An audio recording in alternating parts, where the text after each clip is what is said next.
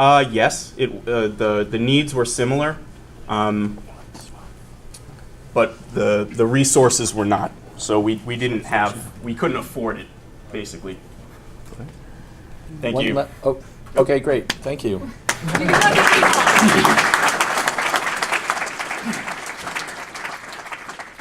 We'll have a bit of an intermission, and we'll also, of course, be going to Mead Hall.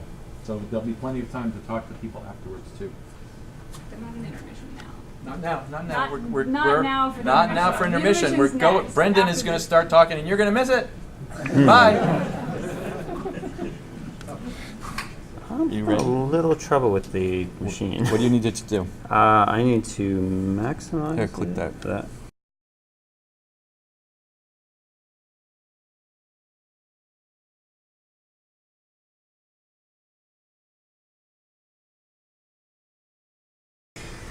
All right, so I think this talk on the website was about a rate limiting decorator for Flask, but that was a lightning talk. So this is more of how to create beautiful APIs with Flask talk. So my name is Brendan Kohler, and I encourage you to follow along with the slides. They're available on pycoder.net under the Flask section. There's going to be a lot of code in this, so I'll be explaining code, so it might be easier to see if you have the presentation open. So while some people are going and finding it, let me just talk a little bit about how I sort of came to this presentation. My company, Celdera, was a startup out of Yale. We were a research group that I was hired into to commercialize the technology. And long story short, a pre-product market fit startup out of university is going to create a lot of interesting code. So this is about how to deal with the consequences of that. So technical debt, sort of the enemy of my weekends. A summary of where we wound up before product market fit was that we had lots of Django. We had inherited from a grad student a Django application, and I was tasked with making this ready for commercial use. And then we had pilots. We'd have one organization want one thing for their pilot, another organization want something else. So we wound up with a lot of incompatible and indeed conflicting branches in our code base. And this is real trouble. So we accumulated in the span of about a couple years of technical debt. Well, man years anyway. So this is about what we can do about that. First thing, and maybe my favorite, is nuke it from orbit. Unfortunately, with startups, that's never a realistic option. You never get to re-architect a system twice, as I found out several times from my application labeled demo going into somebody's building. And by the way, Celdera is a company that does automatic power optimization based on large-scale active RFID sensor networks placed in buildings to model their environmental data. And then we use lightweight embedded controllers to automatically control the HVAC systems and other systems in the building. So you could kind of see how we could easily run into scaling problems. So we could alternatively maintain all of this for as long as all the pilot projects wanted to use it. But doing this with a small team is really hard, and it's also, at least I believe, the reason banks are still hiring COBOL programmers.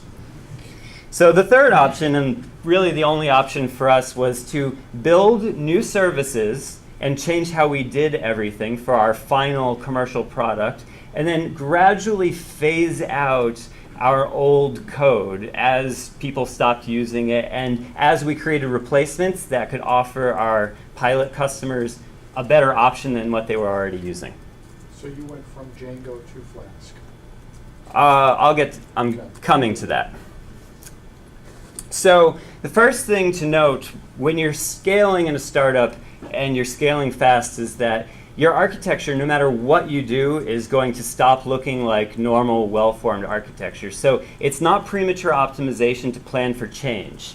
How you change, well, planning for that is premature optimization. So we just planned for knowing that our product would change and our scale would change rapidly. So the first thing that we did was moved all of our new services or all of our new products to a service-oriented architecture with RESTful APIs. And then the second thing we did was migrate from Django to Flask for all of these web services so that we could get a little less overhead, because we were already at that point having a single embedded device attached to a sensor network that could send 500 requests simultaneously and overload our Django processes because they were somewhat heavyweight in how we were inserting data, with the ORM, of course. So the third thing is that we ditched the ORM and we moved to a NoSQL solution. Now, at the time we chose Mongo, which was relatively, well, actually it's quite new at that point, and we made a leap of faith. Nowadays, it probably could have been HStore. The fourth thing is that we went to plan for all sorts of clients. At first, we started with a web application. Then we realized we had embedded devices that were going to act as clients. Then we realized we had iPhone apps that were going to act as clients. Then we had a Silverlight application that looked good for CEOs when they were looking at our product. So ultimately, you have to kind of take a step back and look at how you ideally access the resources. Not all of your clients may be able to interpret the full range of, say, HTTP verbs. Our Silverlight programmer, for instance, was quite concerned to learn that Silverlight did not, in the web services part of it, have put or delete. So in terms of REST, where you have generally 4 verbs that are commonly used, we wound up making all sorts of extra special requests using posts that would do these functions. So you have to be able to get away from planning for the ideal setup, knowing that clients will have a range of capabilities. So building these APIs well is hard, and we made a lot of mistakes at first. So to illustrate this, I'm going to take an example endpoint where we create a user. So this is relatively simple, right? You just want to let a user give you your email and password and sign up. So let's enumerate the steps. First, you have to receive the JSON object containing the email and the password from the client in a POST request. Second, you have to validate the email and password attributes of that client. And by validate in this case, I mean, have you run the email through Ned's nice email validation regex, or have you checked the password strength? And then the third thing is you go hash the password with bcrypt, because you shouldn't be using MD5 anymore. The fourth thing is to stick this new user object in the data store. And the fifth thing is to send a welcome email to the user. Then there's a couple other extra things. Everything up to this point has been relatively normal, but for our purpose, we had to send a new user notification because we needed to actually validate that each user wasn't doing anything unusual. And then we need to create a new session for the user so that they're logged in. And then finally, we return a response to the client that made the request, letting them know that the new user was created successfully. And lastly, which isn't really part of this, it's a good idea to rate limit this. If you're using a slow hash function like bcrypt, somebody can maliciously use the create user endpoint to bog down your website. So it's important to rate limit your APIs. So this is actually a little complicated after all, and I'll show you what this endpoint would have looked like in an API when I first started with Flask. Just about like that. So this is the Flask anti-pattern, especially the one I see with a lot of beginners in Flask. You put everything in the endpoint, all the validation, all the stuff to do with your models, everything to do with sending emails, everything. And the problem, of course, with this is that it's hard to read. It's impossible to really test. And it's really easy to have it do something wrong and not realize.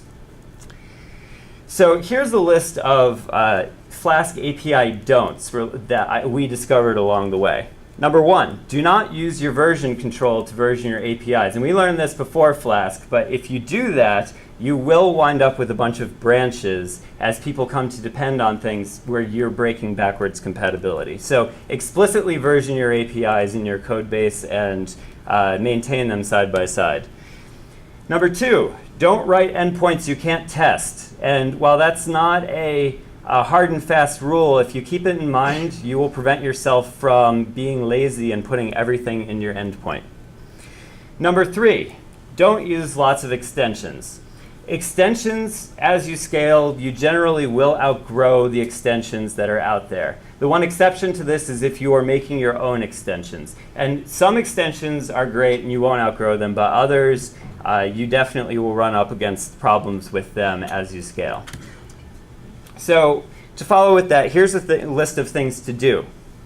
So do implement your versions as blueprints. Flask blueprints are Flask modules where you can stick all of your code and give it its own unique part of the URL as a prefix, and it keeps everything nice and compartmentalized between your API versions. Second, use signals and mocks for testing. Flask provides some nice things to do testing with, so make use of them. And if you can't use mocks and signals, then your endpoint's probably constructed wrong. Third, use decorators as a code reuse pattern. You'll often find in an API that you constantly repeat the same pattern in your code when you're trying to do something. So find those places and abstract them out to a decorator that can take care of this task for you. And 4, use Flask's custom error handling capabilities. This will allow you to stop using abort in your code base for APIs where you really shouldn't be using it, and will allow you to let errors bubble up through your code so that you can write appropriate handlers outside of your endpoint. So to follow with this, here's a sample structure. Flask's flexibility is one of its greatest strengths, but beginners often don't know how to structure an application. Now, if you go into any organization, you'll probably find a different application structure than this, and probably in most organizations, you'll find everyone has a unique structure with their Flask application. So this is just an example of one that's well formed. You have a module that keeps the API, so version 1. You have a place for your decorators, a place for your custom error handlers, a place for your endpoints, and you've pulled out all the code to do with models and validation into its own submodule. All right, so here's what the API that I showed before should look like if you have it well formed. Now going through it, first, this is our, if you haven't seen much Flask, this is our post method with our endpoint for posting into the user's endpoint. And this is a decorator for rate limiting, saying that we're allowing 10 requests every 60 seconds and limiting it by IP address. And here's another decorator that says the result of this endpoint is an email. Now within the decorator, the logic, or within the endpoint, the logic is that first you get the data from the JSON object, you parse it. Second, you create a new user. We've have that user model object, and we've abstracted out the validation of the data and the database interaction into that module so that it doesn't get in the way of the endpoint. This makes it very easy to mock your models when you're testing. Next, we set the user ID in the Flask secure session.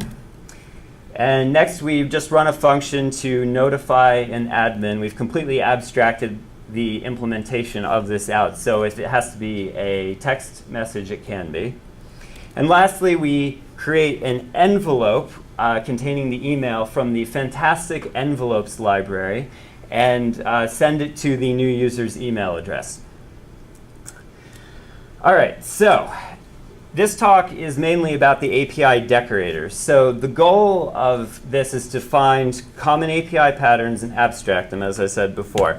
So the first decorator I'm going to go over is for sending emails. You probably should never connect to an SMTP server and send an email and disconnect from it. You always should send these things out of band or asynchronously. So we're going to look at how to do that. Second, rate limiting a request. So it's just a decorator that makes use of Redis, in fact, to help you rate limit all of your endpoints. Third is a decorator to help you write background tasks. And hopefully I'll get to all of these. So here's a short refresher on decorators if you haven't written many before. Decorator, making a good decorator, you can use the functools.wraps function to wrap your function that you would have been calling with another function so that you can do something else and then return this modified function.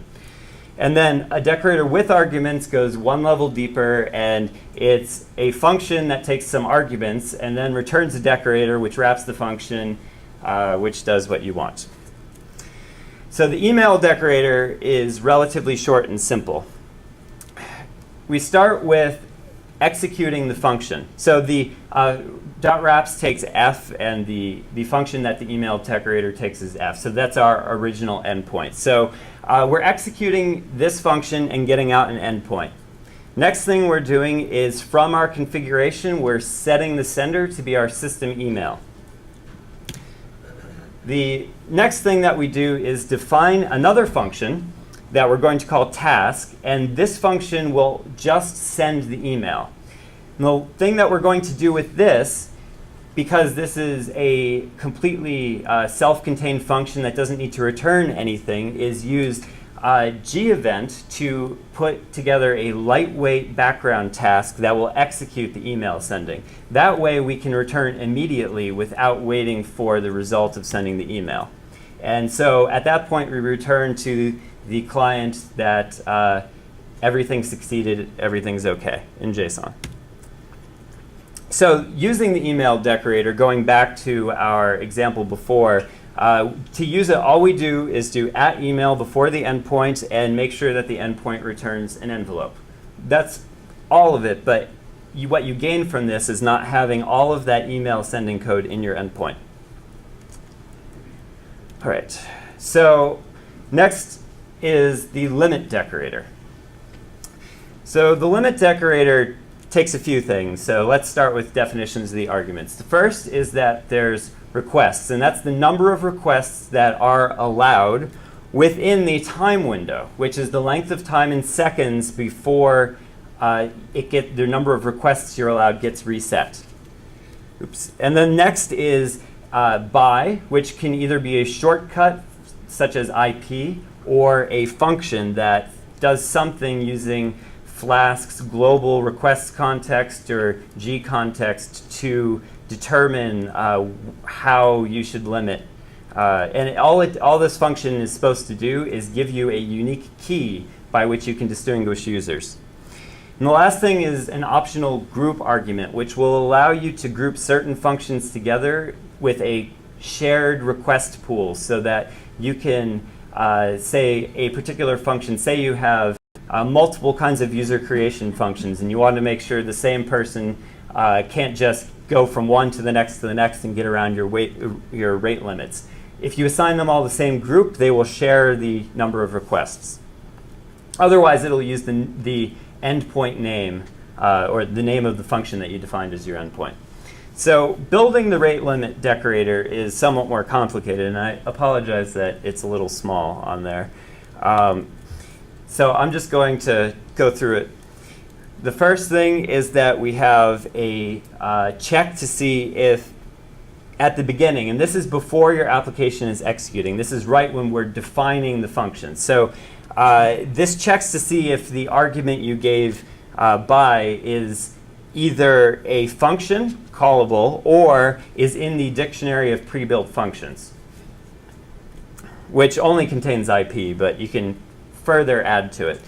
The next thing within the decorator itself is that we determine whether there's a group, and if there is no group, then we just give it the name of the endpoint instead. So the differentiator of the group, so I guess you could say each function has its own group if not given another group. The next thing that we do is create the key by combining the result of the by function and the group and prefix. All right, so now we get to where we use Redis. The first thing we do is see if the data, or if the key is already in Redis and how many requests are remaining. If this will succeed if you've already made this request by your IP address and there are some or no requests remaining. If you have not made this request before, it will cause a value error or type error, and it will, and then in that case, we set the number of remaining requests to the number of total requests, and then set a key in Redis saying, or set the key in Redis with the requests. The next thing that we do is set the TTL, time to live, or we get the TTL, the time to live. And this is before our time window expires. So Redis will automatically get rid of the key when the time window expires. If there is no time to live, then we assign one based on the window size. The next thing that we do is use view limits with the global object in Flask to kind of send the remaining requests, total requests, and time remaining into this global function so we can add some headers if we want to. Lastly, we check to see if we can actually execute the function, and if we have remaining requests, we execute the function and increment the key. Otherwise, we return a 429 response, which is too many requests, which is sort of the rate limiting response. And then lastly, using the after request decorator that Flask provides, we inject the rate limit headers based on the view limits that we set before. And if the view limits weren't set because you didn't rate limit, it will just cause an error and continue on with the response. So you don't have to inject the headers. Oops. And these are the various sets. Anyway, all right, so that's two more. Do I have time for the last one? OK. So the last one is the background decorator.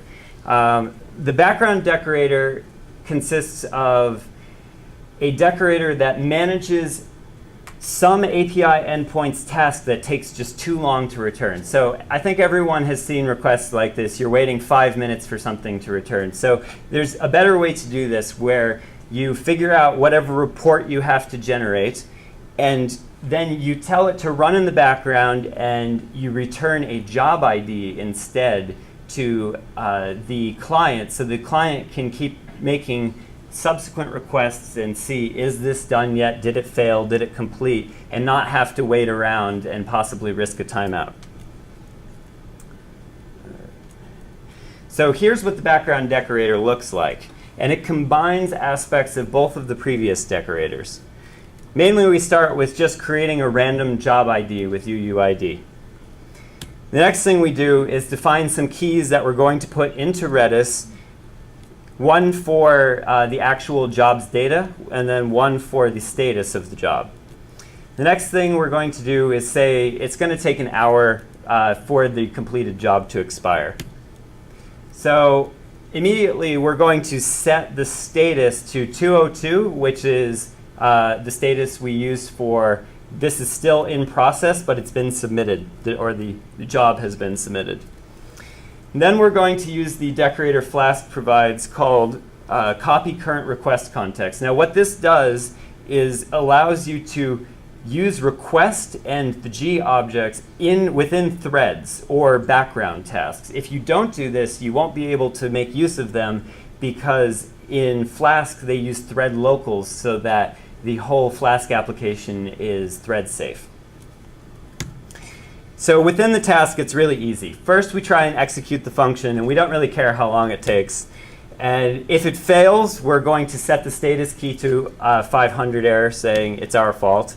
Otherwise, we're going to set it to complete, put the returned data within the other key in Redis, and then set the data to expire. And either way, we're going to set the status key after it's complete to expire within the hour as well, so that the client doesn't look for the status key and then get nothing back.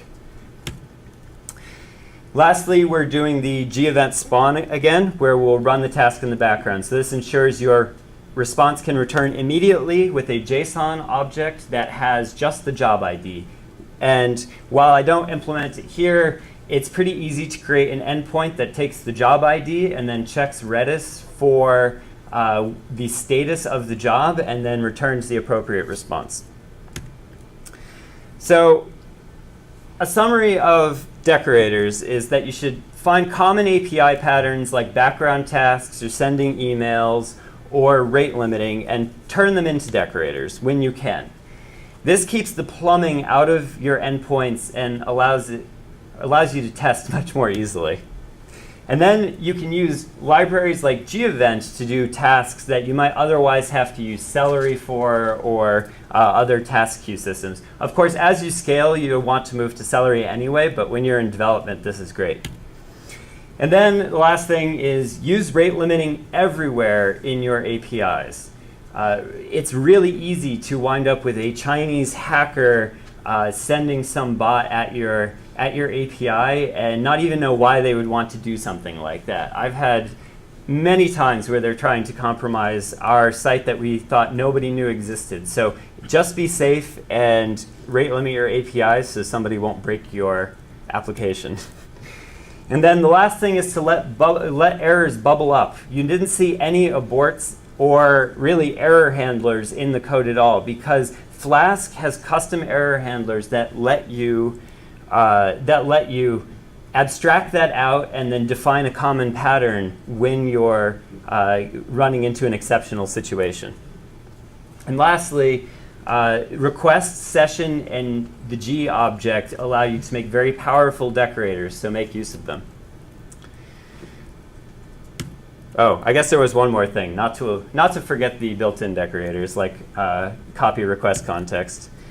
So if I can take questions now, there's some bonus material for people to read, but I have a feeling I went over. Couple of questions.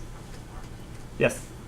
With the rate limiting, I don't know if you deploy a proxy web server in front of your active Flask API, but if you do, can you talk about any decision making you did about doing the rate limiting out in front versus inside Flask?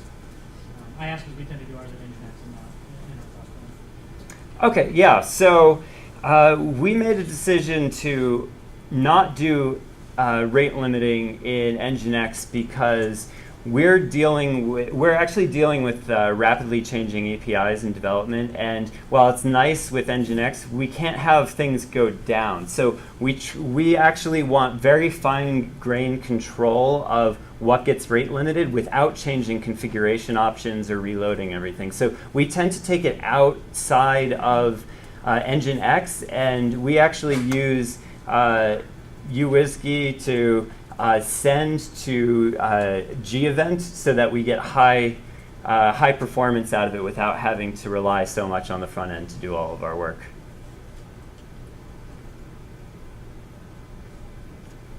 So first of all, that was an awesome presentation. Oh, thanks. That was a ton of information. I'm a little bit overwhelmed. Also, I noticed that so your presentation is highly focused on JSON APIs. Yes.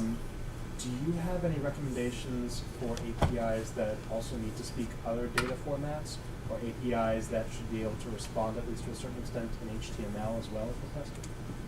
Well, Flask actually provides a lot of options in terms of HTML for it. So what we tend to do is we actually will allow you to specify in our APIs, in some of our APIs, a different data type in a header.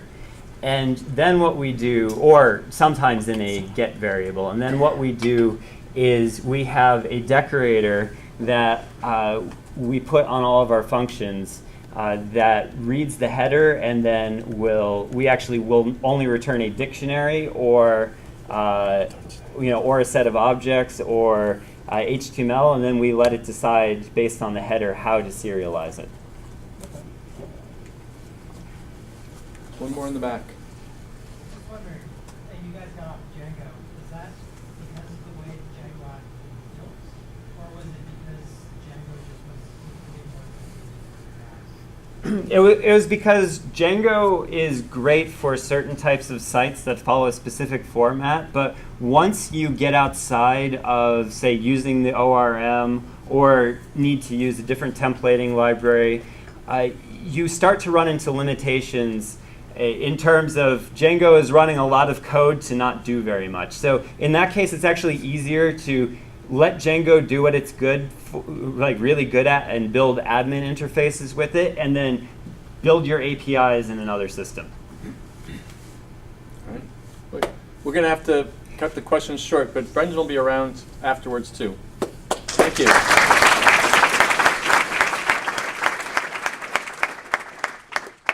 Our third speaker tonight is Freedom. Go.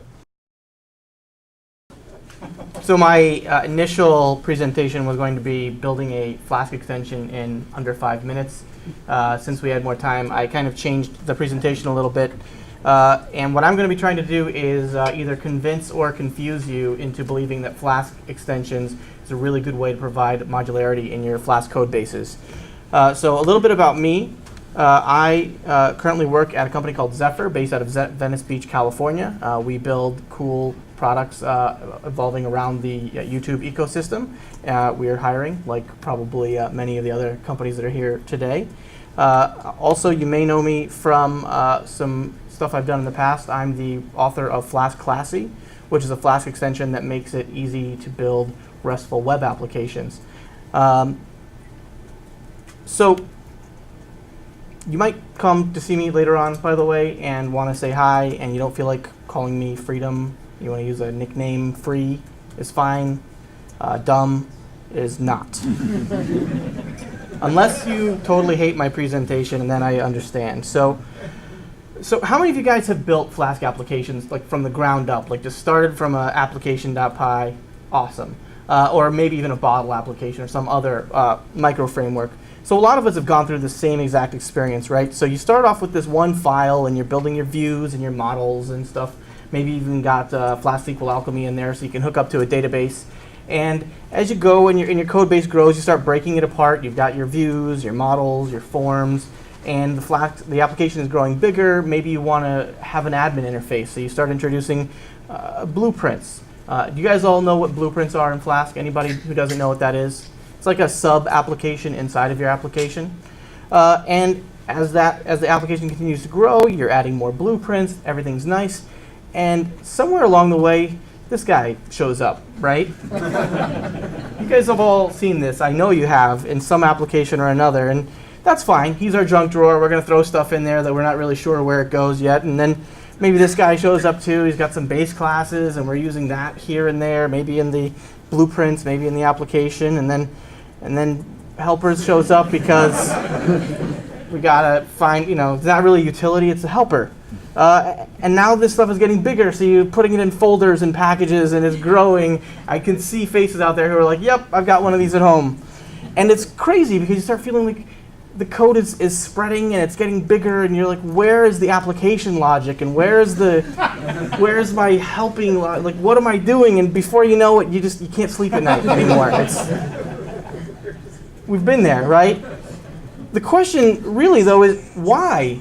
Why does this happen to us so often, especially when we're building Flask applications from the start? And it's not a complicated question. The reality is that Flask is a micro framework. It's small, it's tiny. It doesn't give you everything you need. It gives you something to build on. And when you've got that, and you've got that flexibility, nobody's telling you where to put your code or how to structure your application, you're going to start guessing at some point. And sometimes just to get things done, you're going to make a compromise here or there. And that's okay. But you got to think about it this way. Code that doesn't care about your application, but that your application depends on, that's probably something separate. That's probably not your application, right? What are those things? Think about it. You want ORM? That's an extension. You've got some authentication layer that's not unique. in any way, that's an extension. You've got these cool debugging utilities that you're going to add in and remove when you go into production, like the cool Flask debug toolbar. That's an extension. How about base class libraries and utilities? You know what would make a really great extension? If I could get this extension that would let me easily rate limit my Flask views. That would be awesome. I would love that extension. Definitely an extension. Staring out the window? The whole reason for this entire presentation is so I could do this joke, actually. But no, seriously, think about it. This is code that's not special to your application. You've got to package it up somehow and stop blending it in and mixing it in. Any application agnostic logic, that is probably a good candidate for an extension. And I'm not saying an extension that you're going to publish and become famous for. This might be just an internal extension that you use with applications within your organization. It might be an extension that's only ever used on one application, but an extension is a great place to put that logic. So for those of you who have never looked inside of an extension, let's take a look at what they look like. At the very bare minimum, a Flask extension is just a Flask module, like Flask underscore something.py, right? This is a something extension. Bare minimum. If you wanted to put this on the cheese shop, you're going to add a setup.py, a license, and a readme like anything else. And if you want it to be included on the Flask extensions registry, you just need to make sure that you include docs, tests, and a license that is either BSD, MIT, or something more liberal or compatible with the Flask license. But that's really all you need to have to create a Flask extension. So that takes us to the first rule. The name is important. When I said Flask underscore something, I'm putting Flask there because I just wanted to make it clear to you that I was talking about a Flask extension. It's actually something that Flask uses. So Flask has a cool extension loader that helps make sure all the namespaces are part of the ext namespace. So Flask underscore something becomes flask.ext something when your users are using your extension. So rule number one, Flask underscore whatever your module name is. So what goes inside of Flask something.py? There's really two main instances of our extension for each one, and get these weird extensions. No, don't do that, please. In fact, the documentation says you shouldn't do that. The right way is simply to make it so that they don't have to pass the application instance into your constructor, and use that init app method that we were talking about to initialize each application instance. And if you really wanted to be friendly, you might even do an init apps method that could take any number of applications. And that takes me to rule number two. You must, if you want to get into the Flask extension registry, you've got to support multiple app instances. When you're testing, you're probably creating more than one app instance. When you're building multifaceted applications that have API endpoints and web console endpoints, you're probably building multiple applications. Don't make it hard on yourself. Make sure you support multiple app instances. All right, so before we start looking at the inside of an extension and start looking at what our extension is going to be capable of, let's look at the kinds of things that a Flask extension actually can do. So, for example, we can do some really simple things. Like we can read and write to the session. We can add variables to the template context. And we can add template filters and global functions to the template context. So, and we'll probably look at some of these simple things in our example extension at the end of this. But you can also do some more interesting things. You can register logging and exception handlers in your extension. You can register a view in your extension. Make sure when you're doing that you're not clobbering endpoints that your users might be using, so use some sort of smart namespacing. And you can also define decorators that you could use to wrap up views and make them very reusable. And then you get these really cool things that you can do. Like you can register an entire blueprint. So blueprint, as I said before, it's a mini application or a sub-application. So for example, let's say you have an extension that has some sort of dashboard interface. By just installing this extension into your application, now you've got a dashboard. There's a really cool project called RQ, which is a Redis queue. Redis queue has this project called RQ Dashboard, which makes it easy to see what's happening on your queue. And that RQ Dashboard includes a Flask extension. that just puts the dashboard right in your application. So for all, you've got a queue management dashboard. You can manage request scope resources like database connections. This is what most Flask extensions that people are familiar with do. Like, it'll set up a database connection at the beginning of the request and tear it down at the end of the request. And you can also profile and analyze the performance of your system. Imagine if your system is having trouble. There's certain requests that are kind of slow. And you could just hit a switch somewhere, change a configuration variable, and now all of a sudden on those particular requests, we're logging the time it takes, we're taking a look, maybe even injecting stuff into the code to see if we can profile it a little bit deeper. And then you can also do really dangerous things. Like you can monkey patch and modify the application instance. It's Python, right? You could actually just gouge the eyes out of Flask if you wanted to while it's running. You can hijack and override the requests and responses so that you're not fully in control of some functionality to Flask. So what our extension does is it adds a couple of template globals that will let me, as a user, easily inject some text or some image into my templates. So some text returns some blob of lorem, and some image just returns some image that I found on the internet. You could imagine this being a little bit more sophisticated than this, but if it was, then it wouldn't fit on the screen. So I did not do that. But let's take a look at how this might actually be useful. So just by having this extension installed in my Flask application, I'd be able to do something like this.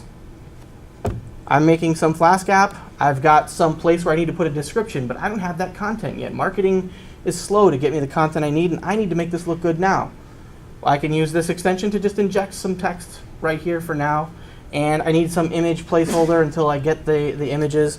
I can use some image to just inject an image URL right where I need it. And you can imagine extending this. What if I just needed some data, or if I just needed some form or something like that? Just being able to inject placeholder content is what Flask something, I guess, is all about. So that's how you can make something kind of useful without a lot of effort, really. So that's really the end of my talk. I've got time for questions because I went faster than I thought I would. And does anybody have any? I guess is the follow-up question. Once you have an extension, how do you actually get it registered on the Flask extension registry?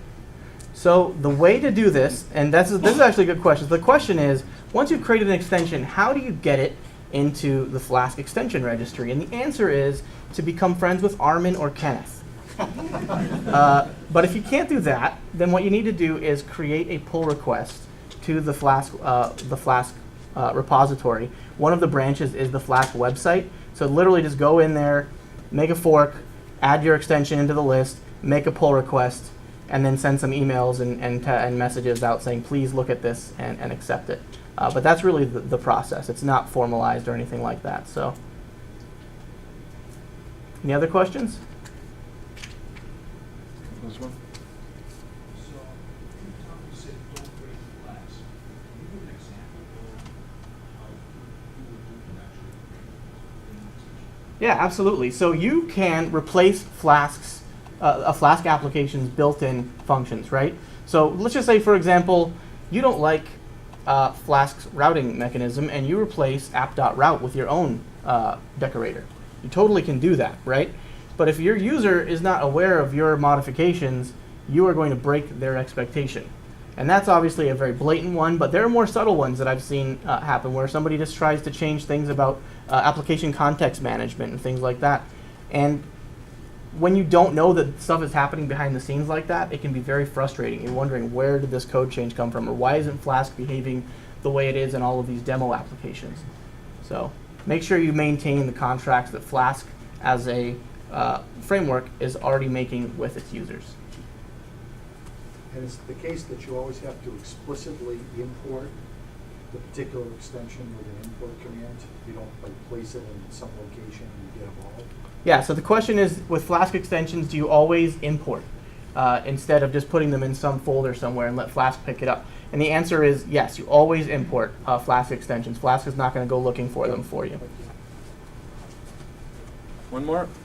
So you have a huge library of code, and then you decide to implement Flask. Like I can think of a half a dozen different ways how I might make Flask extensions, but like what would you recommend how to expose those as Flask extensions in your code that's shared with other code? So what I would probably do, given that base, not knowing the code base, but I would look for common pieces of functionality in that code base. Like, is there a set of decorators that's all about one theme? And I'd probably start there and just let's make a new project, port those over to a Flask extension, and then figure out a way that I can access that that new Flask extension either by installing it into that other application's virtual env, or maybe just being able to put it near enough that I can import it directly, some way like that. But basically just piecemeal it, but do it by theme. That's really important. A Flask extension that's just got a bunch of stuff in it, you've basically taken your junk drawer and moved it to the garage. And that is, yeah. So, All right. great. Thank you very much, guys.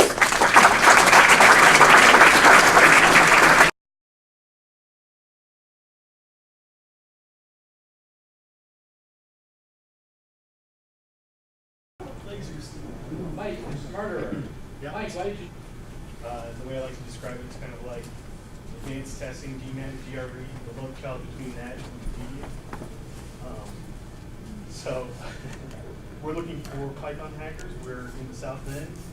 We're backed by. There might be some of these. I don't know. There's sodas are in the fridge there for us, thanks to Microsoft, who also provided the space, which is awesome.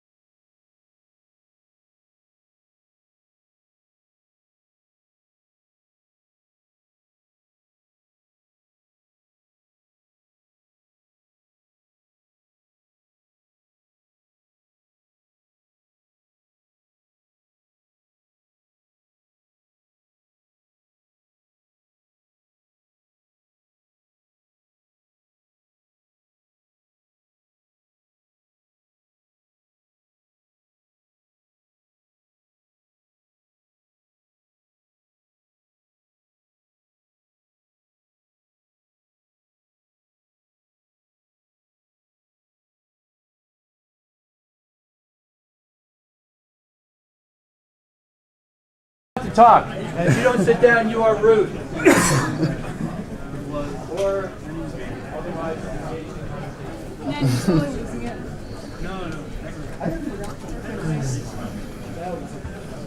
Hey, great talk, by the way. I'm glad to know. It's okay? Yeah. I saw the size of the text on screen and kind of freaked out. Molly is from Custom Made. By the way, this event is being live streamed to YouTube, where it will be available for watching later. YouTube.com/BostonPython. And the videoing services are being provided by Custom Made. So thanks a lot to them. You ready to go? Yeah, I'm ready. Go. Okay, so I'm going to talk about this boilerplate that I created for Flask applications, because every single time, well, okay, let's backtrack. I work at Custom Made. I work as a platform data engineer, so a lot of what I do is just building APIs for services that we have that do things. And so we use Flask for REST APIs, and every time I start a new one, I do the same things over and over again. And by now I just kind of have this little pattern. So I figured, why not open source it and people can use it. And so, I lay out the project structure and set up virtual env requirements and hook up common modules and stuff. And so I open source this. And if you go over here, you can actually see it. So this is actually going to be a hands-on. So I'm going to now build a mini REST API with this so you guys can see what it's like to use Flask. And hopefully I'll show off some of the features that I have in this boilerplate. So, okay. If you guys want to follow along, by the way, every single thing that's in here is like pullable. So, first thing I'm going to do is to go to the Flask chassis website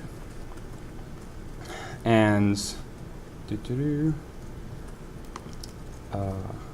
clone the URL.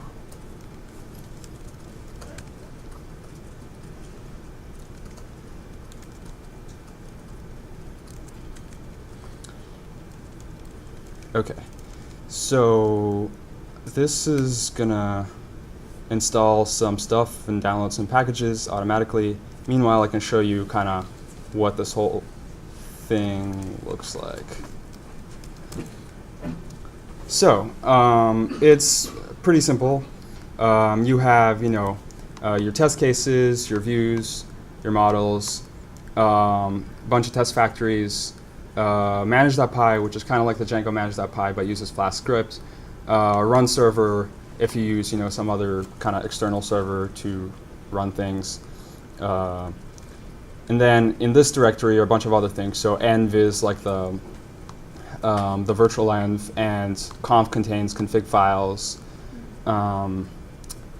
And so it's like already partially ready to go. So when this is done, I will start coding. So meanwhile, I can take you through kind of like what this thing has. So it uses the app factory model, which comes in pretty handy, where you don't just instantiate an app object, we have a function that creates one.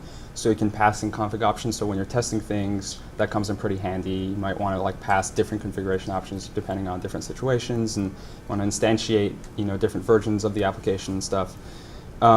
It's hooked up to having its own virtual env, and it kind of if you change something in requirements, it like figures it out when you run the make script, and it'll reinstall it, and just a bunch of little niceties. Makefile for common tasks. Yes, I use makefiles. I guess you can use something else. Also, so Flask RESTful is what I use. Also caching and debugging and profiler middleware. And all this like little stuff that you can add or remove at will. Okay, so it looks like it's up. So actually, here, let me show you this thing. So basically, Can you bump up the font? oh yeah, totally. Does that look a little better? Okay. So it turns out this is a CAD API, and you can, no, this does not work. And you can actually, look at different cats. But I actually want to build something better than this, obviously. So what I was going to do is there is, a pretty common demo is the Backbone.js demo where you have a little to-do app and you can, check things off and all this. So I was thinking, but this uses local storage as a backend. So I figured, why not make a little Flask app that does this? So what I'm going to do is I'm going to click on this and I'm just going to, I basically have the HTML files and JavaScript, like the front end part of it, already all set to go. So I'm just going to pull that in here. Actually, I pulled that in the wrong place.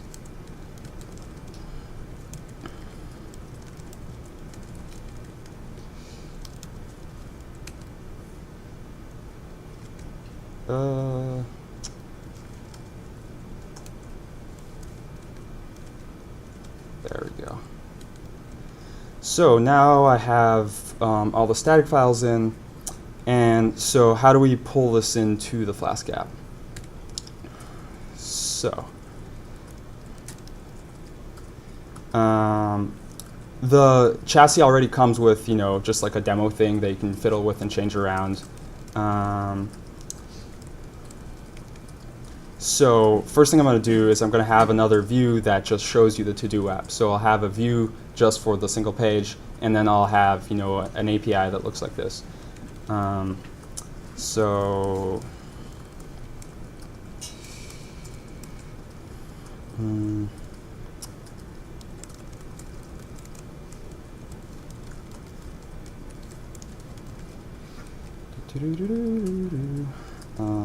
need to import render template. So basically what render template does is it takes a template file, runs it through Jinja, and returns it in the request. So one thing I do have to do is to hook that up over here.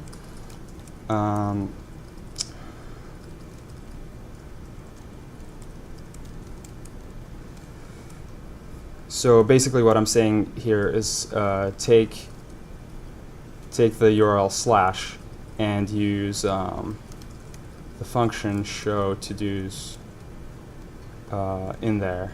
And so obviously I have to import it. Okie doke, so let's see if this worked.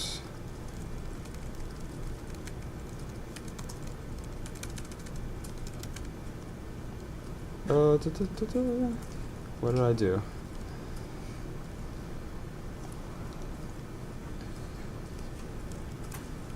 All right.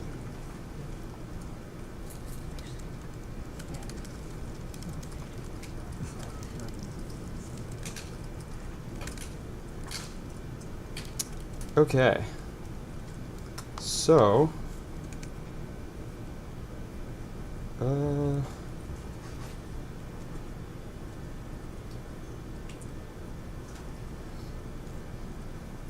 I'm going to do this thing where I look at my little cheat sheet.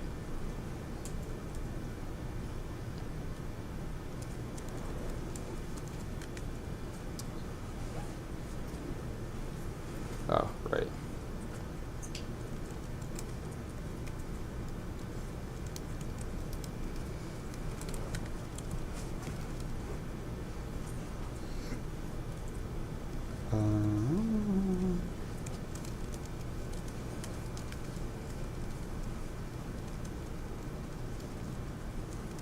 That's what it's going on. Okie doke. So and here's Flask Debug Toolbar, which is an excellent extension if you guys ever need it. But so right now we have, well, let me pop up the inspector and we can see what's going on. So I can add things, but obviously the request that it's making is failing because the API isn't there. So now we're going to start building that API. So first thing that I'm going to do is I'm just going to pretend this API existed, and I'm going to just stick some dummy JSON in there so you can kind of see like what this would actually look like. So I'll call this to-do API, and remove this, and don't need this for now, and don't have a cat ID, or I'll call this to-do list API even. So it would look like something like this. So it has a title. Oh hey, and then it has a, I think it was called done. Turns true. And then it also has an order because things in your to-do list come in a certain order. Okay, and then obviously I got to hook that up in here. So I call this to-do list API, and this, instead of being in /cats, it'll be /to-dos, and to-do list API right there. To-do. Okay, and there we go. So this is kind of what it will look like, but obviously we want to do more than returning just dummy JSON, right? So I'll start actually building the models. So I'll stick a new model. So instead of, we don't need cats, but what we actually need is to do. So I'm just going to copy this.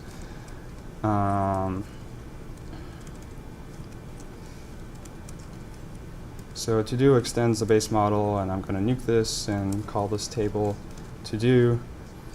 And it has a title,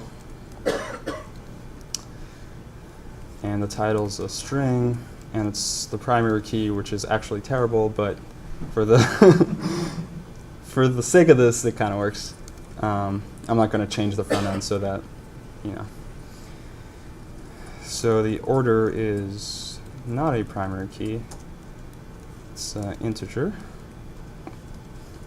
And there's also a done, which happens to be a Boolean, I believe. Okay, so that looks like a kind of functional model, and bam, so we got our model right here. So it's already created. Now, what I'm going to do is I'm going to create a factory, because factories help test things, and you should always test your things. So I'm going to copy this over here and call this a to-do, and it's models.todo, and use the DB session, and so the title. So Faker is this cool library that generates fake data for you, and I love doing that in my factories because it looks real. So I can do faker.bs, which is my favorite Faker function, which you'll see what it does in a second. Title, what else do we got? Order, which is factory.sequence should actually work fine, so we can generate them one by one, and so just return the number because order is a number anyway. And then let me see what do we get. Oh, whether it's done or not. Factory.sequence. And then I can just do faker.boolean. Boolean? Okay, I'm hoping that actually exists. So what this gives me is now I can do bam. Okay, so now I have 10 different, wait, how did that work?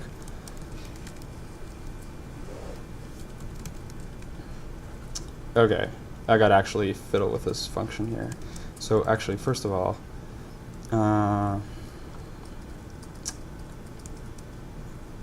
right, so this factory is still generating cats, so we got to change it to generate to-dos, and title.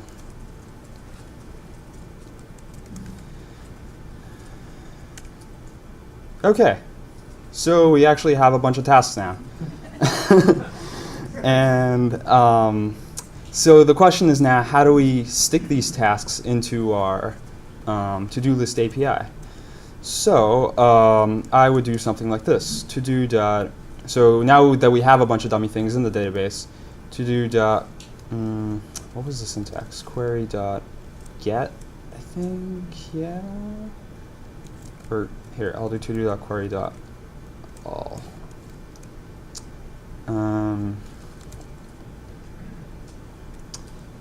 or here, I'll do this.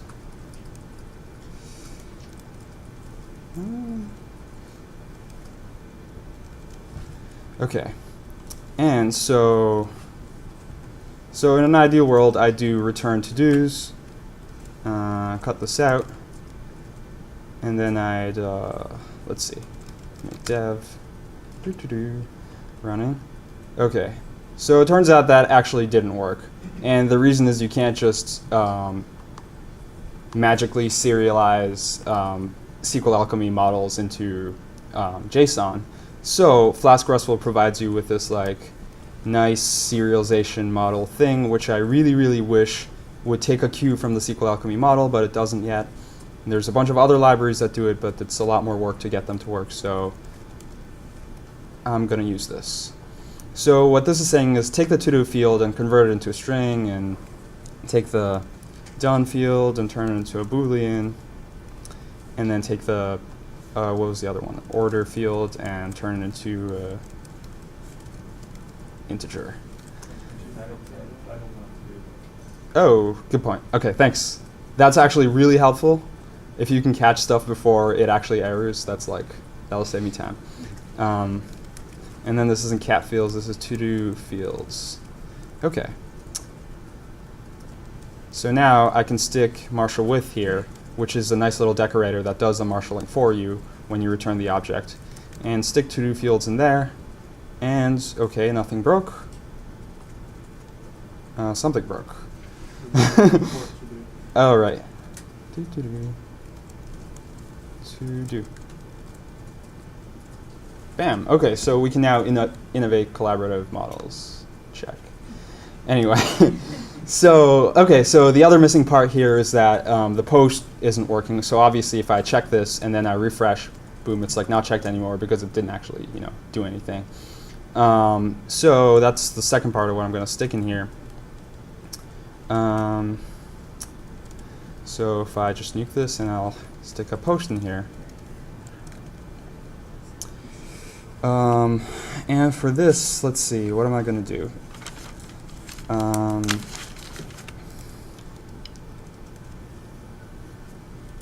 So post is going to send me a JSON object, and then, okay. So to do JSON equals request.json. So basically, get the JSON, and then to do dot query dot get to do JSON dot title. So see if it's there, try to pull it. And then, if to do is none, then I would just create a new one.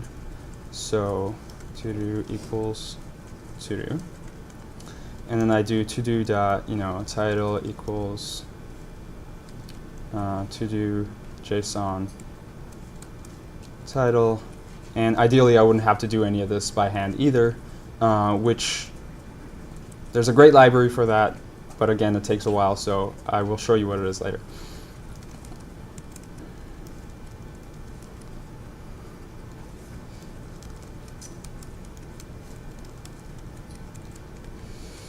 Okie dokes, and then all I need to do is add it to the SQL Alchemy session, and then db.session.commit that session, undefined name db. Well, that's kind of interesting. All right, okay.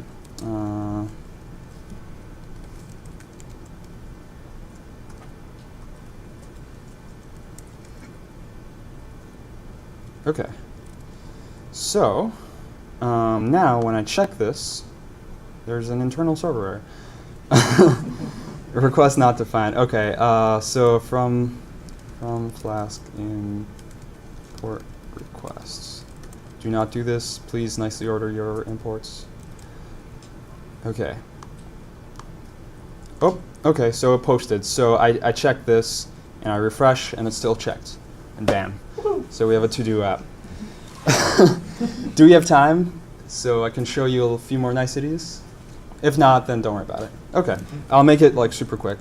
There is okay, so there's make tests, which runs coverage.py and knows and everything, and it's really sweet. There's make docs, which runs Sphinx and pulls it, and look at this cute little icon. And you can click on this REST API reference thing, which is actually auto-generated from the comments in the REST API, because Flask RESTful is awesome and will do that for you. And so this is really neat when you're working with other people and you can be like, hey, this is what the API does.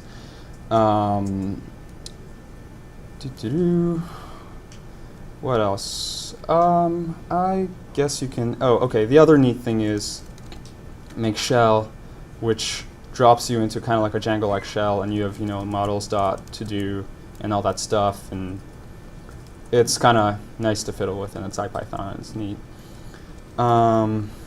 Yeah, I'd encourage you to take a peek into the feature list here, see if anything strikes your fancy. If you want to see anything changed, please submit pull requests. I would love to merge them in. There's a lot to be changed. But yeah, I think that's it. Great.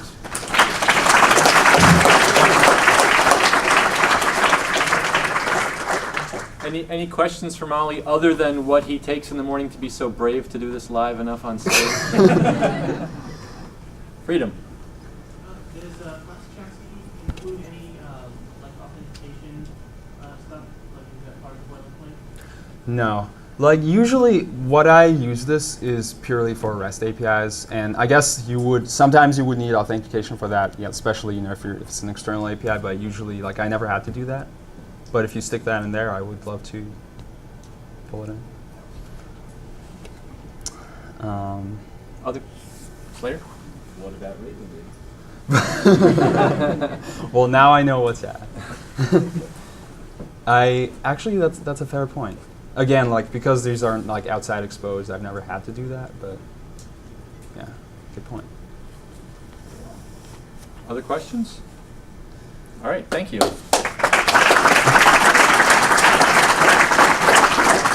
right, everyone, that is the end of the formal part of the presentation. Now, we can stay here for about 15 more minutes and schmooze and talk and question our speakers. We'll be headed over to Mead Hall to drink some of Mike's beer, as you all know. If you don't know where it is, there will be people who do, and you can walk with them. I'll be walking, for instance.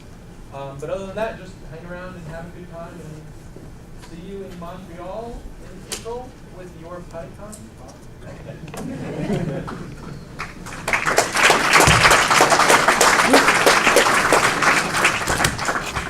Is your vimRC on GitHub? That's actually, it's this thing called SPF 13 Vim, which someone made. Okay. I like my sorry. Okay, yeah, I was gonna say it's got a lot of some of the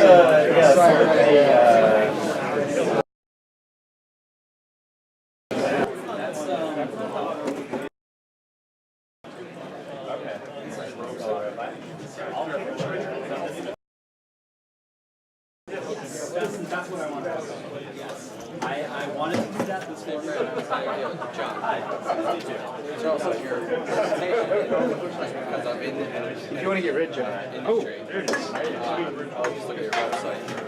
And I'm in commercial buildings. My background